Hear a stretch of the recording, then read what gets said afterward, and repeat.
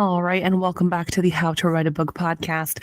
In today's episode, we talk with Dan Henk, and Dan is a horror writer, also a podcaster. So hey, and what was really cool about Dan, I think, was the approach of needing to pivot, and it's something that we talk about in the show, and also from my own perspective as to why I needed to pivot as well, and specifically with editing. So I think this is going to be a really cool episode for you to discover that sometimes you're going to make some mistakes and it's okay. And you're just going to need to pivot and then move forward, because the whole goal is to put the message out there. That's the most important thing. So if you need to fix mistakes, or if you need to redo something, all of that can be part of the process as an artist.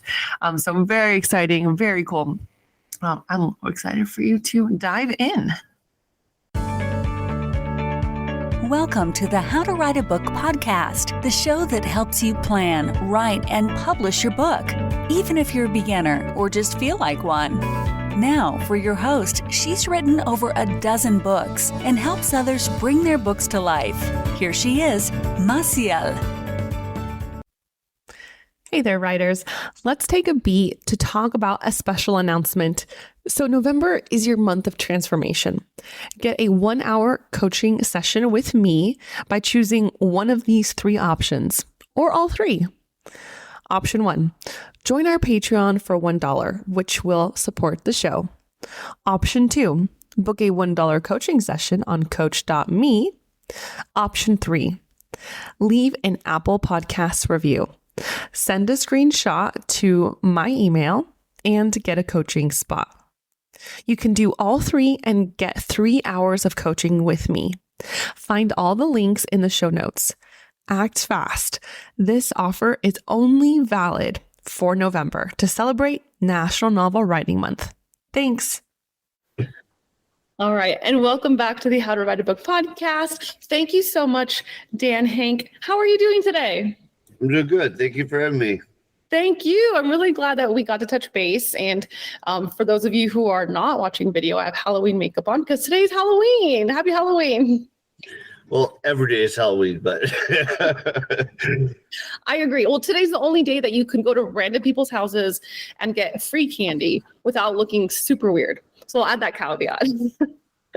So, Dan, you are the author of The Black Seas of Infinity, as well as the publisher and editor of Never Dead, a 14-story anthology.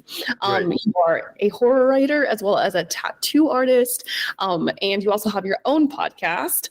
So that's just a little bit about you. But Dan, can you introduce yourself to everyone in the audience? Okay. I just consider myself an artist. Like I try to get myself out there. So I write, I draw, I do a lot of book covers, I do a lot of magazine covers, some apparel, I do convention covers, I do suffer. I do a lot of artwork, I do writing, I've written magazine articles, I write books, and I tattoo as well.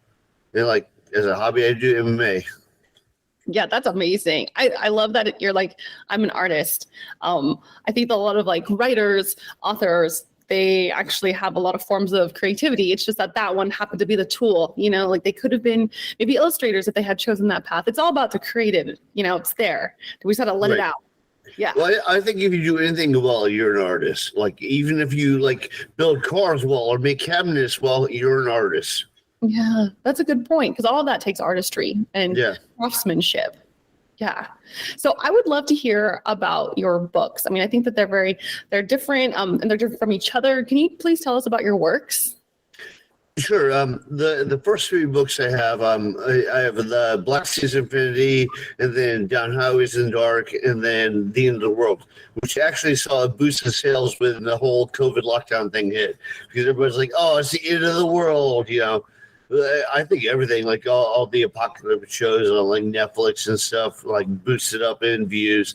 But what it is basically it's a mix of, like, my editor called it speculative fiction.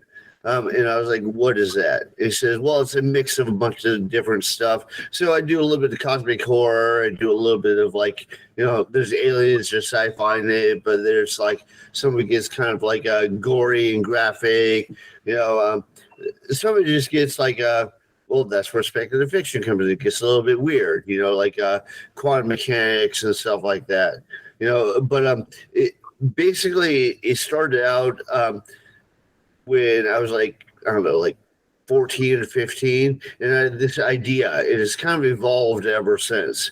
And it's like this guy works for the government, and they recover crash alien space technology, and then he finds something he likes, but he gets fired, so he goes back in and he seals it, and the whole government falls apart, and then things get crazy. There's like chaos. There's like some of the aliens come back. It turns out there's more than one alien, and some don't like each other, and we're a primitive planet. And it's like we're in the way, and it gets craziness.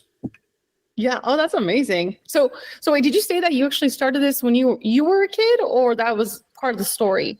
Yeah, well, I always wanted to write and draw. I used to like do all the little illustrations for everything. I wrote my first book in 5th grade. It's horrible. So, I don't invite anybody to read it. It's like giant monsters and robots in space, and it's horrible.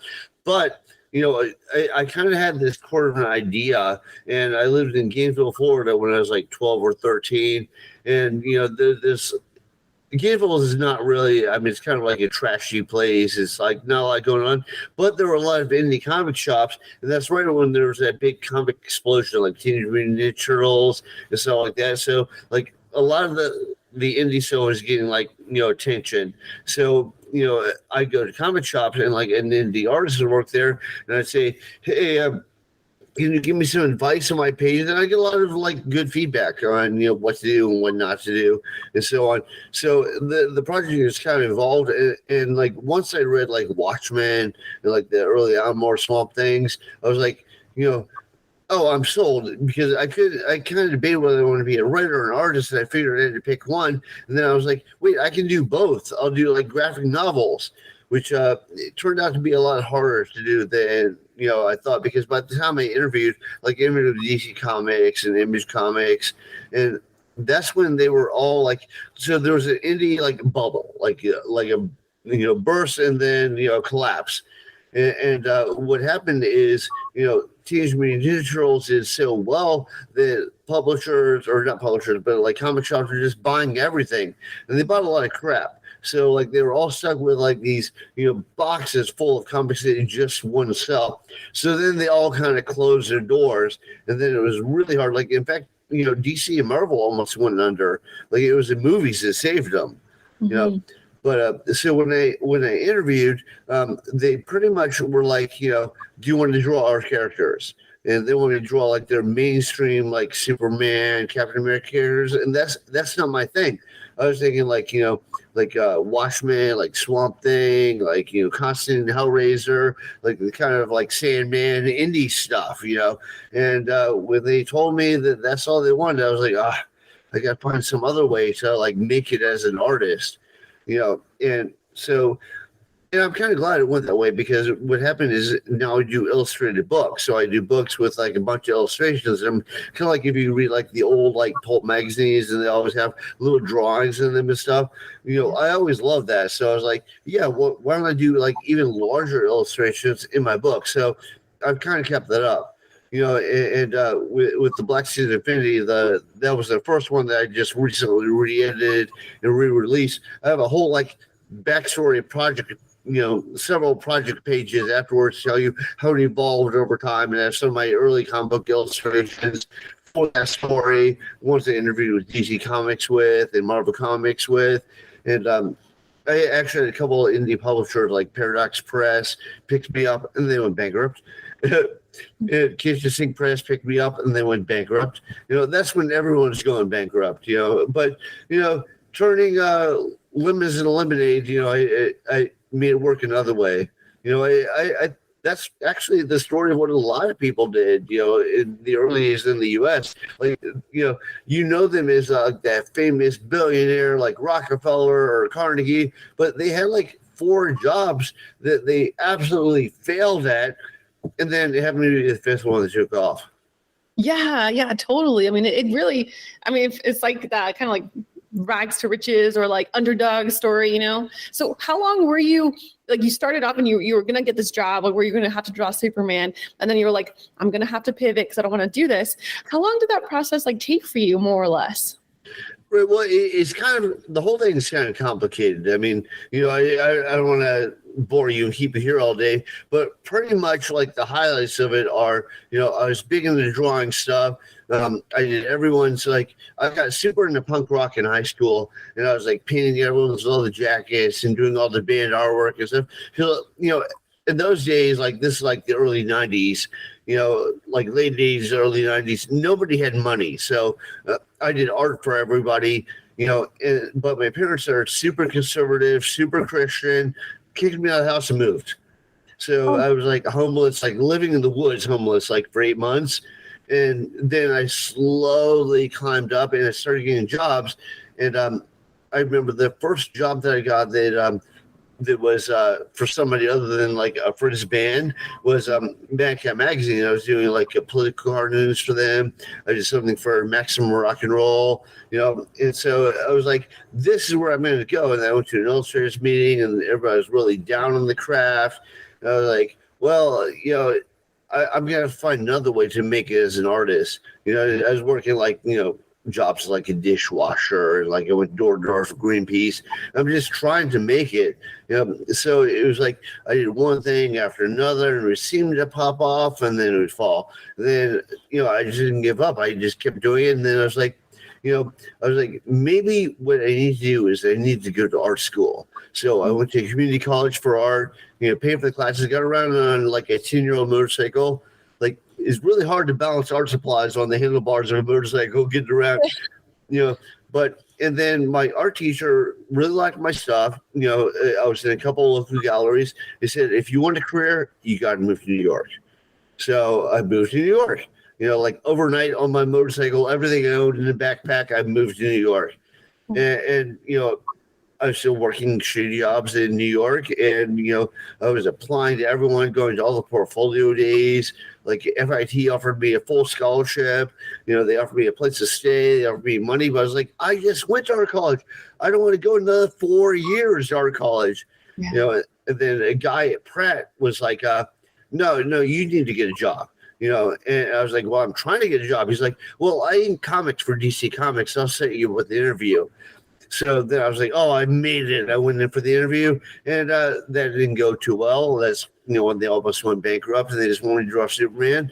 And I was like, okay, well, I'm going to have to find some other niche. And along the way, I had a friend of my brother that was, he was a tattoo artist. And he said, that guy should tattoo. And so he got me into tattooing, and I was like, oh, well, I'll just do this until I find a, quote, real job. Mm-hmm. But then I really liked it, and like even to this day, like even if like Hollywood came calling and bought one of my books for like a Netflix series and give me tons of money, I wouldn't give them tattooing. I just do it even less. I just do the projects that I really am inspired by. Yeah, that's awesome. And going back to what you do now, like you do like full illustrations for books. I missed that. I actually haven't really like come across a lot of books in a long time. I mean, the last time I remember popping open a book with illustrations was, I think it was like a Grimm's fairy tale book when I was a kid. That's probably one. Oh, maybe Scary Stories to Tell in the Dark. Maybe, yeah. That was good too. Yeah. No, I remember all that stuff, and like a lot of those, like the early authors and the early illustrators, like even though it was like I don't necessarily want to write like them or draw like them, but I really love the way they put everything together. Yeah, totally. You know what? And this can actually be a really great segue into some of my next questions. So your anthology, Never Dead, has 14 different stories. You just said that. You like how they put together 16 stories, but it's 14 authors. Oh, 14 authors. Okay, 15 stories. So yeah, tell me about this anthology. How did you decide that you were going to pursue this? Well, I had in the tattoo world, I had my I call it my 15 minutes of fame, when people were paying for me to attend the conventions in like England, and they're like, we'll give you a hotel room, we'll pay for the plane flight, just show up.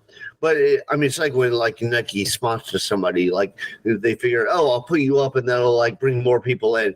So when I was doing all that sort of stuff, and I was out there everywhere, I remember Jack Bantry. I think his real name is Richard Thompson, but his real name is Jack Bantry, and he runs Splatterpunk. And he just started up the magazine, and because I was all over the press, he's like, "Hey, you want to do the cover for the first one?" So I just I fell into. I was like, "Sure, I like horror, I like Splatterpunk." So I did his first cover, and I've pretty much done every one since then. And because I knew all these authors. And they now knew me because I did the covers for the magazines they were in. I was like, hey, I'm not sitting on like, Jeff Bezos or Elon Musk money, but how about I trade you an original illustration for one of your stories? They're all like, oh, that's cool. So I managed to get like some fairly big name authors in my book because I gave them artwork. And yeah, I was super excited about that. And then every story they did, I do the illustration for. And because it's what like along the lines of what I like anyways, it was like very easy to picture, what I thought was a key element of the story and like bring it to life. Yeah, awesome. Sorry, hopefully you can't hear that car honking way in the yard. I can't. Awesome. I love that. Okay, so you get your stories. You trade them for illustrations, and now you have the stories in your lap. So what was your vision? And did it stay true to that vision? Well, the vision was I wanted like kind of Twilight Zone or Outer Limits, kind of like not like, gory over the top, just like, splattery, whatever. I wanted like good stories. Like my big thing is I love good stories. Like, probably some of my favorites are like Neil Gaiman's amazing, or Richard Matheson, who wrote I Am Legend. It's like there's like a build up and there's a middle and there's end. Like it's a nice flow, and they get across something unique while they do it. So I remember first I didn't know who would sign up to this, and I was fortunate I had some like fairly big names that were like, yeah, I'll do it. And then other people started being like, oh, I want to be in your anthology. And I was like, all right, cool. So there were a couple of people that I turned away. I wasn't an asshole to them. I was just like, yeah, it didn't really fit the theme that we're going for here. But so I weeded it down to what I liked. Like I said, everything was along the lines of like Twilight Zone or Outer Limits, or like just kind of like a kind of spooky, well told story. And I was like, that would be perfect. Amazing. So you have the theme, you call, authors just to kind of fit that theme. So now let's say you're looking at that story, right? And I would love to like kind of just wonder what your tips were for making sure that you stay to your theme. So say there's maybe I'm guessing there's some stories that needed a little bit of tweaking.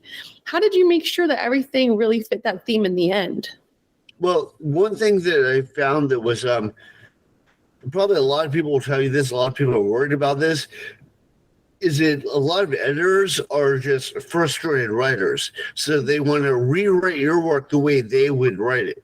And, but them rewriting it the way they would write it, I mean, it's pretty obvious that they're not a published author, and that might be why, because they're not that good. And, maybe doing something a little bit different, and that's what breaks the mold. So I tried very hard, like I edited everything, but it was more for like grammatical spacing, stuff like that, and formatting. And I tried not to change like tone or text or anything, because maybe, and I had my friend Bobby Lise help. I think his real name is like Robert Lise, but we all call him Bobby. But he helped me with it, and he was like, "Hey, I think this is what they're going for with that." I was like, "Oh yeah, good point." So I tried really hard not to like alter their tone, and what I did is I would edit it, then I sent to them and say, "Hey, look at this," and like you can do this thing where you like track changes and they decide to accept it or reject it or whatever, and they would get back to me, and some people, and like very it was very infrequent that I would actually change words, but it's like more like adding commas and like separating things into paragraphs and so on. But that's what I tried to do when I got the across. Like when I edited my own stuff, I kind of like over time, I've kind of like I've done seminars from Alan Moore and from like Stephen King. I would say I probably learned the most from those two, from Alan Moore and Stephen King.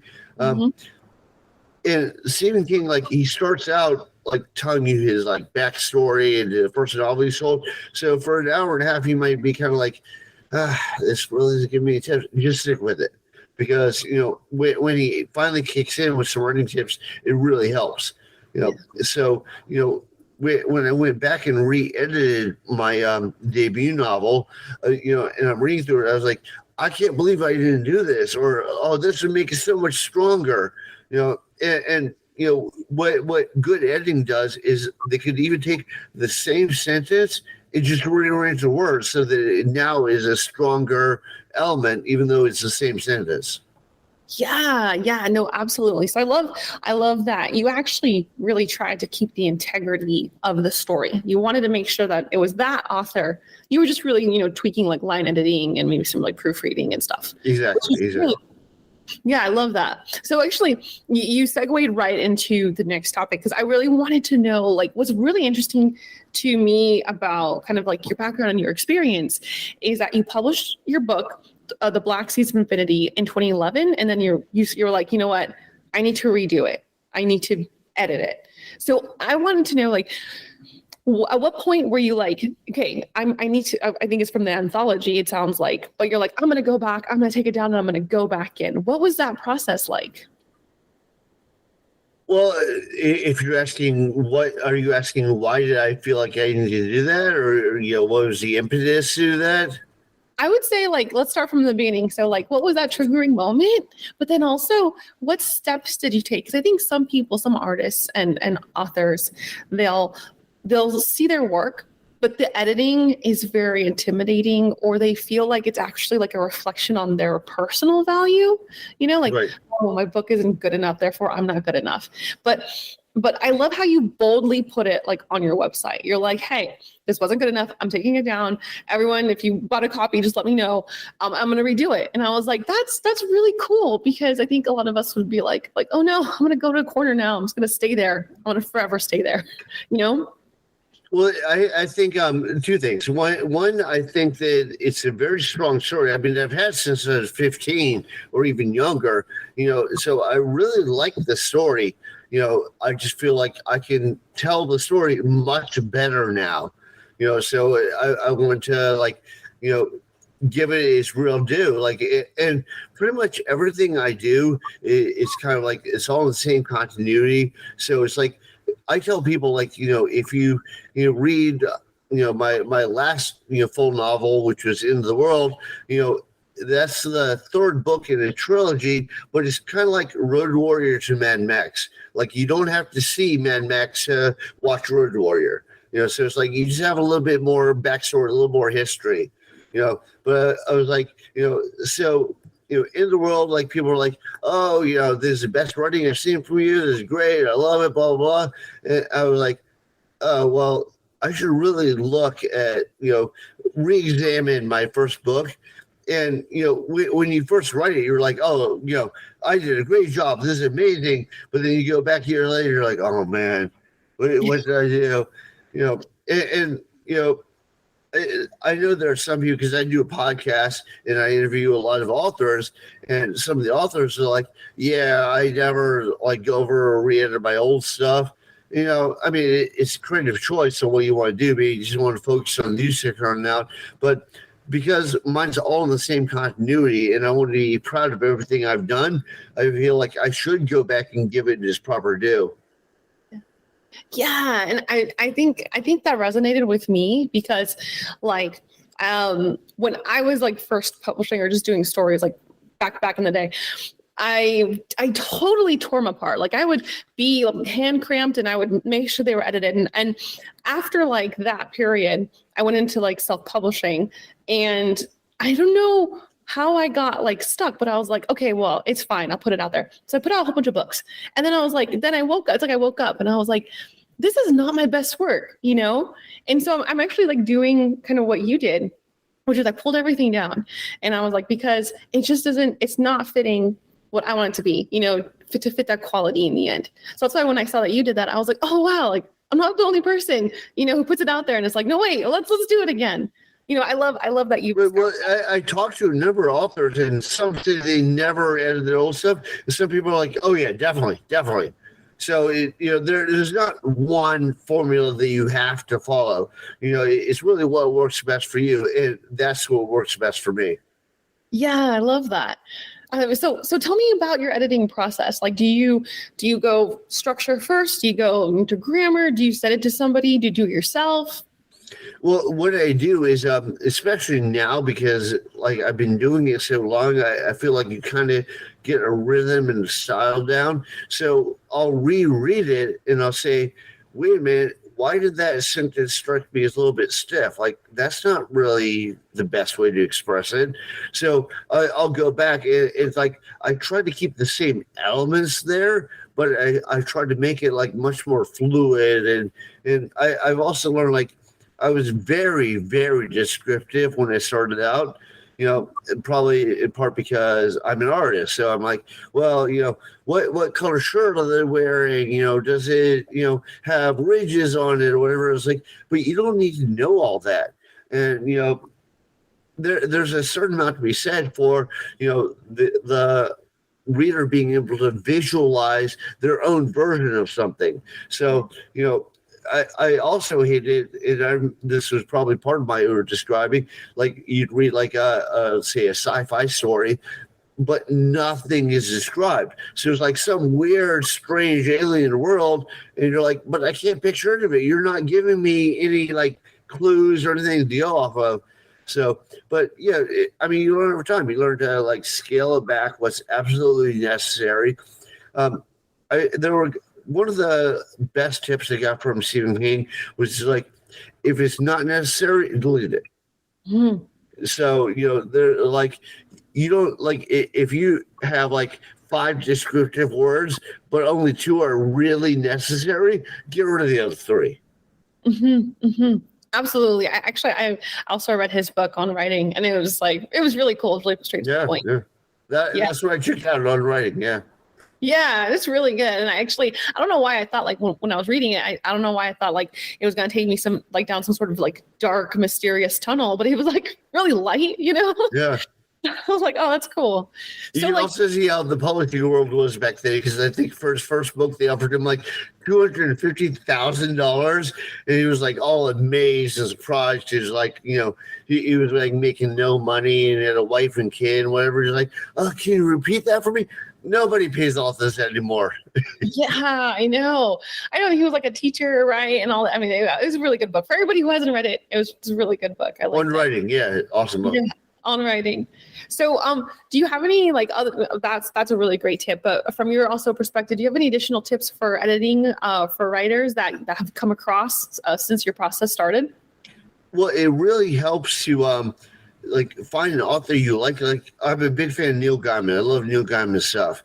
So it really helps to read Neil Gaiman and then read your stuff. And don't copy him, but go, why does his stuff sound so fluid? If my stuff doesn't sound fluid, what do I need to do to alter it? So I think it helps to read other people. People can fall down a rabbit hole. Like, I know I'm as guilty of this as anybody, but like, if you go, well, should I use 1.5 line spacing or double line spacing? Should I end it in the paragraphs 0.35 or 0.25? You know what? A lot of that stuff is whatever works best for you, and you shouldn't be like I remember, this is not writing, but this is going to art school. Like, there are people that would draw and like it'd be all crazy, and the art teacher would see something and go, oh no, it's like Picasso. And he'd go, well, Picasso knew the rules before he broke them. So he could do amazing, perfectly realistic, paintings. And then he started altering, but you need to know the rules to break them. So I think it kind of goes with writing too. It's like, there's some stuff that like you don't do. And there's some stuff that you do, but you need to know why you're doing it and what you're doing, not just like doing it at random and go, oh yeah, well, it's all good. Yeah, no, absolutely. I love that. And like you said, Picasso, know the rules, and then that would help you to kind of be flexible and to move about them. And then I really like that you're really hitting on like what's going to work for you, because I do feel like people like, should I outline? Should I do 3 pages of outline? Should I do this kind of outline? Should I discovery write? And it can be really overwhelming with the amount of the main thing they say is you don't want to like alter in the middle of text. You don't want to alter formatting something. So, for instance, if you're doing it in like third person, you don't want to, same character, all of a sudden switch to first person. Like maybe you could have a chapter in third person, then the next chapter in first person, but you need that break. Otherwise, the reader gets confused. You also have a thing where it's like present tense versus past tense. So if you're telling the story in like, past tense, like, they did this as opposed to they're doing this, keep that up at least until there's a sufficient break where you go, oh, okay, I'm starting anew with something different. Like I'm starting down a different path, because otherwise they get confused. Yeah, it can be super like, especially a point of view, because I do that in my first drafts. Like I'm all over the place with point of view, and it's one of the biggest things I have to hit. Also, I know you mentioned this earlier. I wasn't sure if this was before our podcast started, but you said that when you edited this book, it took you like over 60 hours. Yeah, that was before we started the podcast. Yeah, it's like when I wrote it, and it took quite a while to write it. It was also my first book ever, so I remember I wrote it, and then because it took so long to like write it, I kind of hesitated going back. And then when, I finally decided I'll go back, I was like, yeah, but I thought it was great when I did it. So I'm sure that just minor is. No, it's not. 10 years later, you're a way different person. And so I was going through it, and I was like, I can't believe I did this. I can't believe I did that. I could have said this so much better, but yeah, so it turned out to be a way more extensive edit than I thought. And one thing I did learn that I would like to pass along to other people is like, so I did it, I gave it to a publisher. Publishers will edit it so it sounds one way. If you self-edit, you can't do one edit, you have to do like 3 edits, because I did my first edit, and I was like, okay, it's great. I put it out, and everybody's like, oh, but there are all these errors, and this paragraph ends right here in the middle of a description. I was like, oh, so I went back and I had to re-edit after that. But yeah, it really helps. It really helps if you go over it several times. Yeah, I thought it was really impressive that you knew the amount of hours. I think like some people would be like, oh, it took me like, I don't know, 3 months or something, but you're like over 60 hours. I was like, oh, that's cool. Like you kept track of that. So well, I do a lot of stuff, and so it's like, I kind of keep track of how much time I'm spending on something, because I have to try and figure out what I have time for, on the side, because I have the podcast, or I have tattooing, or I have I just got a contract where I'm supposed to do illustrations for a video game. It's like, what do I have time for? How long is this going to take me? I have to keep that in mind. I love that, because I think a lot of writers would find that helpful. Instead of like focusing on maybe like pages or word count, they could be like, this is the amount of hours I can at least aim for and start with foundationally. Also, can you tell us about your podcast? I know we're getting close to time already, but I'd love to know more about your podcast. Well, it's called Skull Sessions with Henk, and Skull Session is like an old English term for like you have like an intense conversation with somebody, so what I do is I have a conversation with other authors, but sometimes I'll have artists in there, and I've been pretty fortunate. There are people that inspired me that I reach out to. They're like, oh, sure, I'll be in your podcast. Like I got Walter Simonson, who did all the Thor stuff. He did voices on the Thor movies. I got Steve Bissett, who did the early Swamp Thing stuff for Alan Moore. I got Donato Giancola, does all the stuff for Lord of the Rings. And they're all super nice people, and they just talk to you. It's just a process like, hey, what inspires you? I kind of love the flow go where they take it. Like I don't try and force it. Like these are the 10 questions you must answer. It's more like, hey man, what got you into this? What do you like to do? Okay, how do you approach this? And we just go from there. I love that. Yeah, that's kind of like what I like to do. I like to see like let's chat. Let's get to know each other. See where it goes. Right. That's awesome. Thanks, Dan. So this conversation has gone by super quickly. I love that because so of course, well, it's better than you like constantly checking your watch, going, "Is he fucking done already?" I know. You like bringing up the phone, like 5 minutes left or something like that. I mean, I won't lie. There's a couple of people on my podcast where I'm like, how much longer do I have? This person is boring as fuck, Oh my gosh. Thank goodness. This is not one of those. I think it's so good. I love it. So of course I want to leave space for you to tell us, where can people find you, your next projects, and find your current projects? Well, everything is on my website. If you go to danhenk.com, like I have everything. I have a blog on there. I'm also on lots of social media. You kind of have to be as an artist. Like I'm on Goodreads, I'm on Instagram, I'm on TikTok, I'm on Facebook, I'm on Twitter. Well, now it's X. It's not Twitter, but so I'm on everything. But all my books are on Amazon. You can just look up author Dan Henk, and you can find them. I have an author page on there. But everything is on my website. If you want like a signed copy, just shoot me an email. Tight. Okay, cool. Yeah, I'm gonna sign myself up for that. That sounds awesome. Oh, that's great. Well, thank you so much, Dan. From the How to Write a Book podcast, this has been Dan Henk, author of Black Seas of Infinity, and also the editor and publisher of Never Dead. There were 2 stories. There are 2 stories of mine in there. Yeah. Oh, awesome. All right, cool. The Never Dead anthology, which you are in it, you edited it, and you published it. Yes. Amazing. All right. Thank you so much. It's been a super pleasure. We're going to wrap out this recording. And it's been such a pleasure. All right. Yeah. Thanks. Thanks for having me. Definitely. Anytime. And for the next one, come back. Whenever you publish it, just be like, let's get you back on. That'd be awesome.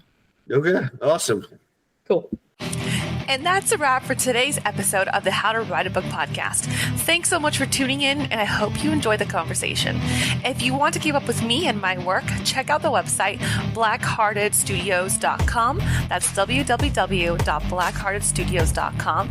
And follow me on Instagram at Massiel Writes. That's at MASSIEL Writes. As a book coach and publisher, I'm passionate about helping aspiring authors bring their stories to life. So if you've been dreaming of writing a book and don't know where to start, head to my website and let's chat. You get a free 30 minutes on me. Thanks again for listening, and don't forget to subscribe and leave a review. I'll see you in the next episode. Thanks.